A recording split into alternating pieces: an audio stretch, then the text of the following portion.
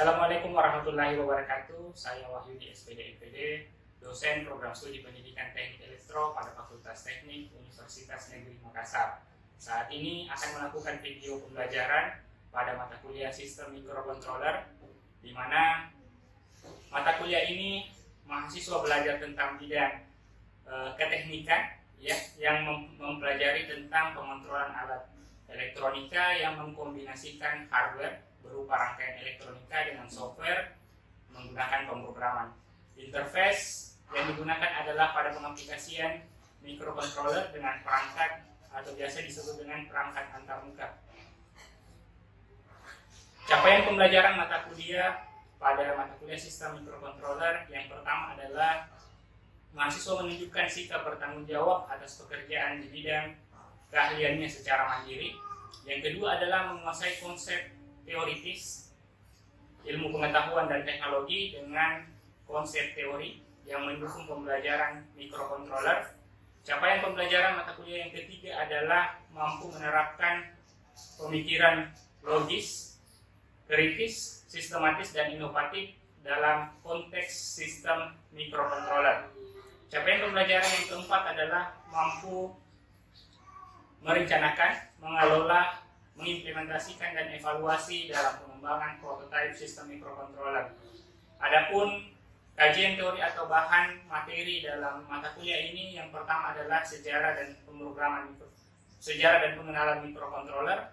Yang kedua adalah hardware dan software microcontroller. Yang ketiga adalah interface data digital. Yang keempat adalah interface dengan LCD. Yang kelima adalah interface input analog ADC. Yang keenam adalah interface output PWM. Yang ketujuh adalah interface serial. Dan yang terakhir adalah di mana mahasiswa membuat sebuah proyek microcontroller. Pelaksanaan perkuliahan menggunakan bahan kajian berupa buku ajar, artikel-artikel terbaru, dan sumber pendukung lainnya. Proses pelaksanaan perkuliahan dilaksanakan secara tatap muka, online, dari melalui LMS yang oke, yang dilakukan sebanyak 16 kali pertemuan. Baik, mari kita menyaksikan proses perkuliahan mata kuliah sistem microcontroller. Selamat menyaksikan. Baik, bismillahirrahmanirrahim. Assalamualaikum warahmatullahi wabarakatuh. Waalaikumsalam warahmatullahi wabarakatuh. Dan selamat siang semua. Selamat. Baik, kita lanjutkan materi perkuliahan kita di mata kuliah sistem microcontroller. Di pekan ketiga minggu lalu kita masuk di pekan kedua tentang hardware dan software microcontroller. Di pekan ketiga ini kita akan membahas tentang interface data digital microcontroller. Minggu lalu kita sudah bahas ya tentang hardware dan software microcontroller. Sebelum mungkin kita masuk di materi, alangkah baiknya kita berdoa terlebih dahulu ya. Langsung saya pimpin. Mari berdoa sesuai dengan agama dan keyakinan masing-masing. Berdoa dimulai.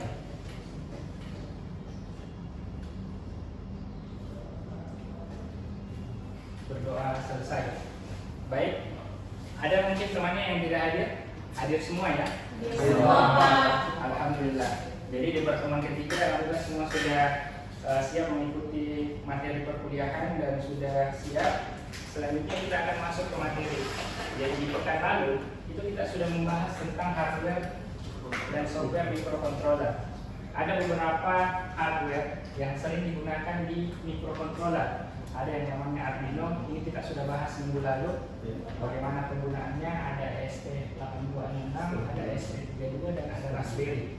Nah, ini semua adalah hardware atau perangkat keras dari microcontroller itu sendiri. Nah, selanjutnya kita juga membahas tentang softwarenya. Aplikasi apa saja yang sering digunakan untuk membuat sebuah listing program, ya. Ada Arduino IDE, ada Visual Studio, ada Atom IDE. Nah, tetapi karena basisnya kita biasanya menggunakan yang namanya Arduino, pasti kita menggunakan pemrograman C++ menggunakan Arduino IDE. Oke, baik. Jadi di pekan ketiga ini ya kita akan masuk pada ada 5 outline pembelajaran kita, ya, ada 5 pokok bahasan kita. Yang pertama adalah macam-macam yang Arduino IDE yang biasa digunakan, terus pin-pin yang ada pada pin Arduino, terus ada struktur pemrogramannya, ya, terus ada serial monitor dan pin PWM yang ada pada Arduino itu sendiri. Oke, baik. Kita masuk ke pembahasan yang pertama. Nah, ini kita lihat. Jadi, Arduino itu memiliki pin yang dapat bekerja sesuai dengan fungsinya. Pin pada Arduino itu dikelompokkan menjadi 2 jenis, ya. Ada yang namanya pin analog dan ada yang pin digital.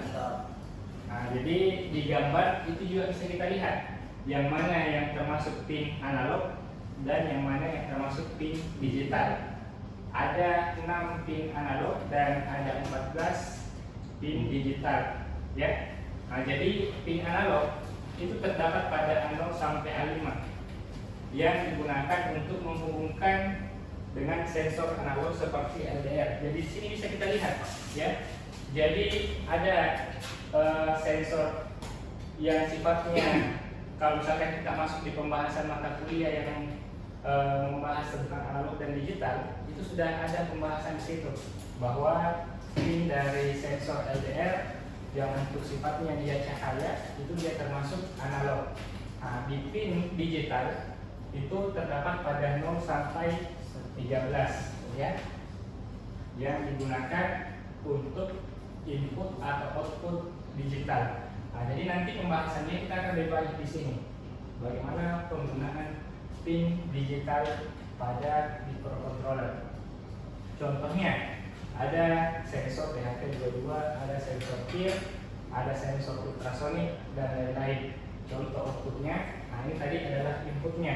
Kalau outputnya ada LED, ada relay, ada servo dan perangkat-perangkat yang sifatnya menggunakan digital.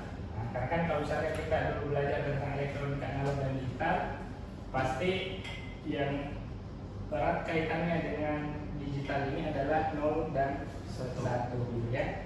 Jadi kalau misalnya kita mau menyalakan dan mematikan lampu, pasti itu erat kaitannya dengan 0 dan 1. Oke, kita lihat dulu di struktur pemrogramannya. Jadi kalau misalkan kita mau lihat struktur pemrograman pada Arduino itu ada 3 bagiannya. Ada yang namanya deklarasi, ada yang namanya setup, dan ada yang namanya loop. Di deklarasi itu kita mau mendeklarasikan variabel, library, dan nilai apa yang akan kita gunakan. Misalkan kita mau menentukan pin 13 sebagai pin yang digunakan, ya. Nah, terus di setup itu kita mau menentukan apakah dia termasuk kategori input atau output. Nah, terus di loop, jadi pembacaan pada setup itu hanya 1 kali. Jadi misalnya kita masukkan program diproses dari atas, 1 kali dibaca itu dia tidak berulang. Beda kalau di loop. Di loop itu pembacaannya kita mau menentukan apakah dia eksekusinya secara terus menerus. Jadi kalau misalkan dia dari atas membaca, nah itu dia akan kembalinya kemana? Itu, ya. Jadi dia tidak ke setup lagi. Ini saja yang berulang terus. Nah, yang di atas itu hanya dibaca saja 1 kali. Nah itu. Sampai di sini ada yang mau ditanyakan gitu? Jelas ya? Oke. Baik kalau gitu. Nah, selanjutnya itu kita akan membahas tentang serial monitor. Jadi serial monitor itu adalah salah satu pin yang biasa juga digunakan atau menentukan atau kita mau melihat apakah program yang kita gunakan itu sudah terhubung dengan perangkat ataukah proses penerimaan data ini itu sudah sesuai. Nah, jadi serial monitor pada Arduino itu merupakan alat atau tools yang dapat bekerja mengirim dan menerima data serial, baik itu dari kabel USB maupun pin serial RxTX-nya, ya. Jadi tadi kita bisa lihat di sini, ya. Jadi di bagian pin Arduino itu ada namanya pin RxTx ya. Jadi bisa saja kalau misalkan kita colok USB-nya langsung ke laptop, terus kita buka serial monitornya akan tampil datanya. Nah, yang terhubung sebenarnya itu adalah RxTx-nya.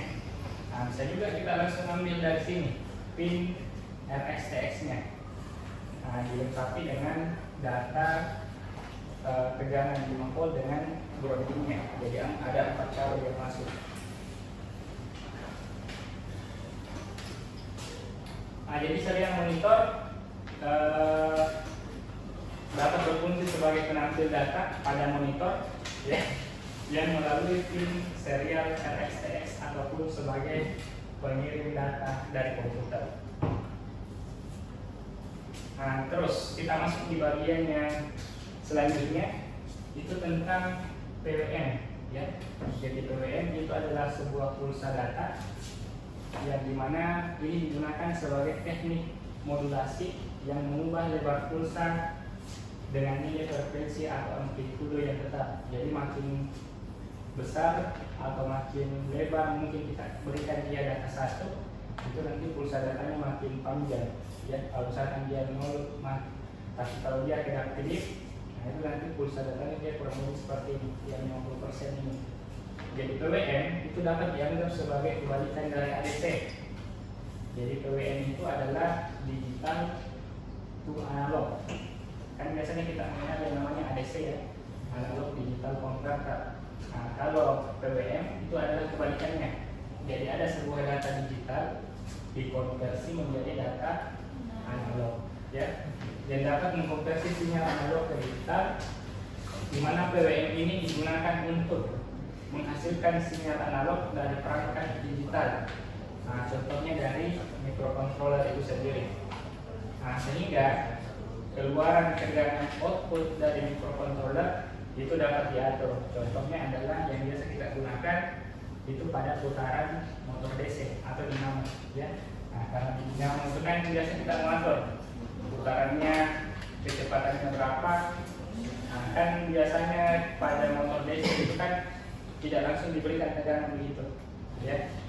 Nah, kan kalau dikasih tegangan dia biasanya konstan, tapi kalau misalkan kita berikan sifatnya dia PWM, nah itu kita bisa atur berapa kecepatan yang kita mau, berapa lama putarannya. Nah, itu bisa kita atur pada pulse width modulation ini. Nah, bagaimana cara kerjanya? Jadi PWM itu bekerja dengan menyala matikan output dalam rentang waktu yang sangat cepat sesuai dengan konfigurasi. Nah, jadi dia itu sifatnya menyala mati. Nah, tapi dalam waktu yang sangat cepat sehingga itu biasa mengatakan bahwa itu tidak kasat mata, ya, tidak bisa dilihat dengan mata langsung. Nah, di mana duty cycle merupakan siklus di mana microcontroller ini memberikan tegangan dalam waktu tertentu. Nah, sebagai contoh pulsa yang dihasilkan oleh microcontroller dalam satu siklus selama 20 detik. Nah, ini merupakan frekuensi 50 Hz. Nah, jadi kita bisa lihat di sini akan dihasilkan dengan tegangan rata-rata 3 volt hingga ini turun dari yang sebelumnya adalah 5 volt.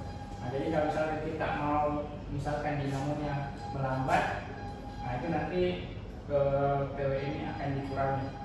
Nah, karena kan data atau nilai dari PWM itu kan maksimal 255. Nah, ini kita bisa lihat kalau dari sini kelihatan ya dari belakang.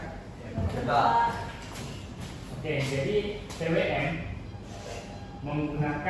biasa digunakan untuk mengatur kecerahan LED. Nah, ini fungsinya biasa kalau misalkan kita mau atur LED-nya makin terang ataukah dia redup. Nah, itu kita bisa gunakan. Nah, terus mengatur kecepatan motor DC, menggunakan motor servo, mengatur sistem pemanas, mengatur kecepatan pompa dan telekomunikasi.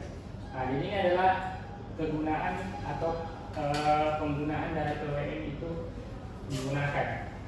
Nah, ini semua dia masuk pada pin digital ya. Ini kita bisa lihat pin PWM. Jadi tidak semua pin Arduino pin digital Arduino itu mendukung yang namanya PWM karena memerlukan yang namanya kompatibilitas dengan IC microcontroller tersebut. Pin PWM Arduino dituliskan dengan simbol ini ya, di samping nomor pin diantaranya 3, 5, 6, 9, 10, dan 11 ya. Jadi ini ada simbol di dekat nomornya. Nah, itu semuanya adalah pin PWM yang bisa kita gunakan. Oke, sampai di sini ada yang mau ditanyakan? Jelas ya? Jelas. Oke, kalau gitu saya perlihatkan sedikit sebelum kita masuk ke penugasan kelompok.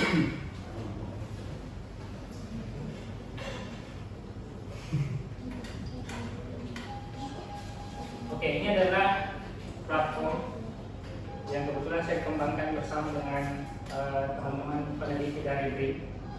Ada Mas Warto, kebetulan saya yang paling bungsu, jadi nama aku paling bawah. Ini adalah sebuah platform yang bisa nanti kalian gunakan untuk belajar. Jadi kalau misalkan kalian mau explore, ada 3 yang bisa digunakan untuk project microcontroller. Yang pertama adalah kalian bisa membuat codingan Arduino sesuai dengan instruksi yang kalian buat. Yang kedua, itu kalian bisa bisa mengoreksi. Kalau misalnya kalian punya program tapi kalian mau upload di Arduino tapi salah, jadi nanti di sini di fitur ini kalian bisa mengoreksi programnya. Nah, nanti kita coba ya. Nah, terus yang ketiga itu kalian misalkan dari setiap baris kalian mau tahu penjelasan dari tiap baris programnya. Nah, itu kalian cukup upload masuk. Nah, kita coba dulu yang pertama. Nah, jadi saya membuatkan perintah bahwa buatkan saya program supaya saya membuat program lampu lalu lintas 2 jalur. Nah, ini nanti programnya akan dibuat. Ini bisa kalian langsung download yang langsung Arduino IDE. Nah, di sini juga ada penjelasannya bahwa kalian harus menghubungkan pin ini ke ini, jalurnya harus menggunakan ini, dan ada beberapa juga. Nah, misalnya saya copy, nah terus saya mau tiba-tiba ada beberapa yang mungkin saya hilangkan, misalkan saya salah ketik, saya salah hilang komanya. Nah, misalnya saya sudah ini, nanti akan diproses. Itu nanti akan dimunculkan program yang benar, dilengkapi dengan penjelasannya bahwa instruksinya refresh ini. Nah, tetapi mungkin di sini itu penjelasannya masih kurang lengkap. Di sini kalian bisa copy lagi. Nah, terus kalian bisa lihat. Nah, jadi itu ya.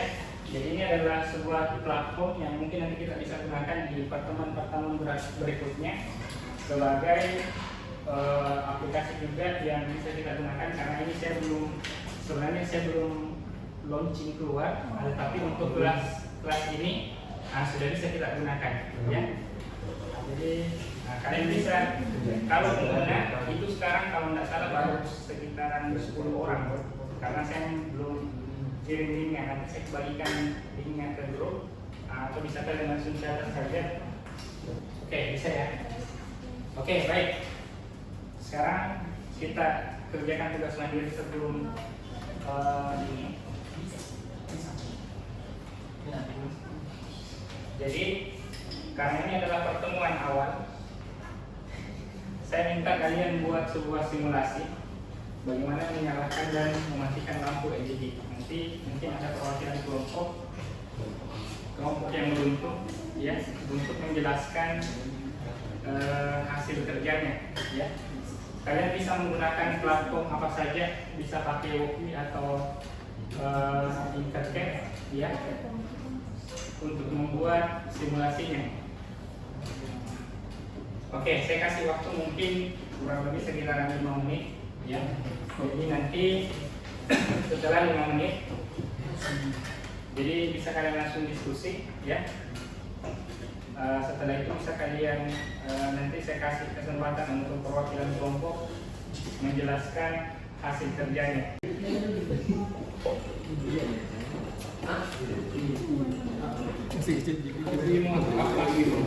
Wokwiji Pak na Supaya pakai. ada kelihatan nomor hasilnya. Iya, wokwiji na pakai. Tadi apa ya? Suruh buat kita enggak? Buat tidak ngaku. Jadi Matikan lampu. Oke, baik. Ini kita sudah 5 menit sudah selesai ya. Kelompok sudah selesai semua.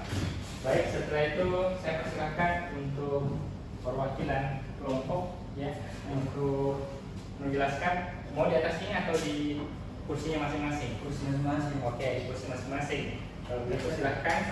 Mungkin kelompok pertama dulu. Perwakilan saja satu orang kelompok. Baik, terima kasih untuk kesempatannya. Di sini kita pertama mendefinisikan LED 1 itu sebagai pin 2.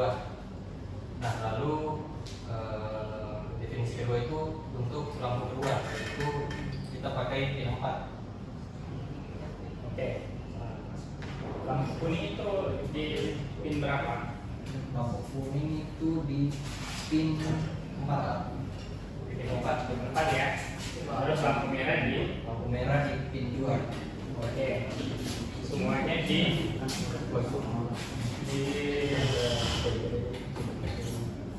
berikan perintah sebagai output semua ya. Oke. Lanjut dulu. Nah, lalu untuk proses pengulangannya itu biar bisa mati nyala, di sini kita masukkan digital write untuk menuliskan pin kedua itu sebagai high yang menandakan bahwa high ini di posisi menyala. Nah, untuk yang kedua, jika kita ini membuatnya berkedip, pin 2 dan pin 4 ini tidak boleh high bersamaan, dia harus salah satunya low. Lalu di sini delay diberikan agar dia mengulang lagi dari atas lalu ke bawah kembali. Seperti itu. Terima kasih. Oke, hapus dulu. Oke, jadi itu adalah hasil kerja dari kelompok 1 ya. Baik, selanjutnya kita kasih kesempatan ke kelompok yang kedua untuk menjelaskan hasil kerjanya. Ya, silakan kelompok 2 ya. Baik, bismillahirrahmanirrahim. Jadi untuk kelompok 2 ini saya menggunakan satu lampu LED, yaitu untuk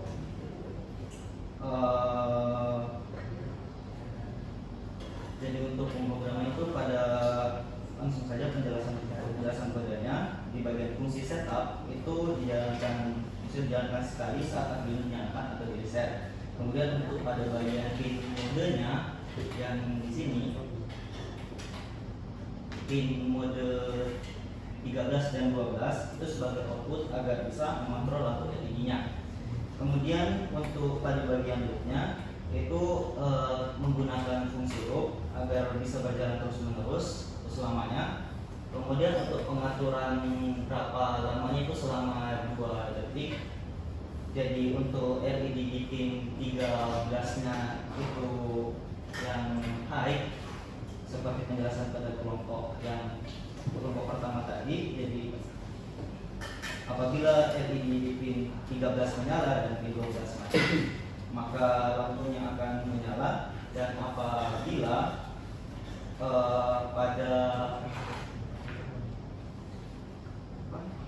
pada pin 13-nya itu rendah dan pada pin 12-nya itu tinggi, lampu akan mati. Dan untuk delay itu selama 2 detik. Bisa di-start dulu simulasinya.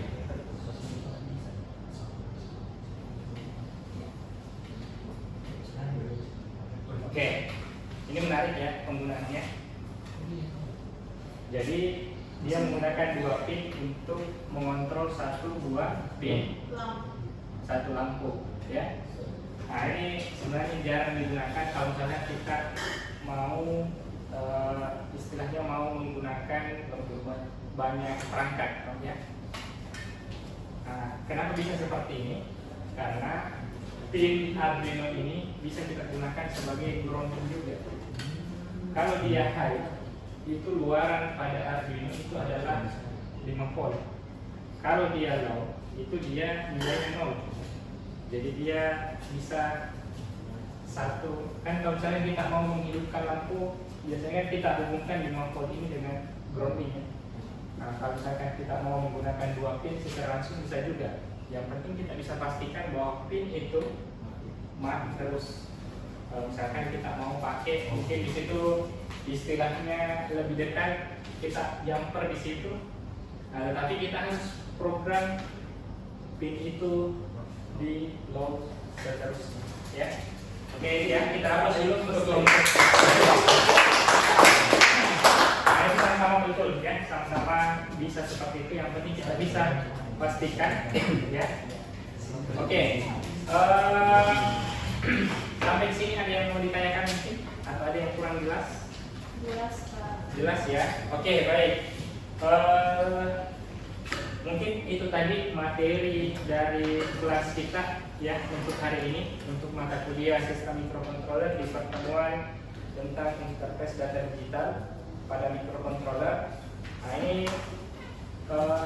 mungkin untuk mata kuliah interface data digital ini, kalau misalkan kita lihat bagaimana penerapan dan penggunaan data digital ini sangat banyak sekali ya. Jadi kita bisa elaborasi kemana saja. Mungkin ada yang mungkin ada alat yang kita mau buat, ada sistem yang kita mau buat, terus kita combine dengan sebuah perangkat keras, itu kita bisa gunakan. Terakhir, saya minta dulu ada oleh-oleh sebelum kita berakhir pertemuan kita.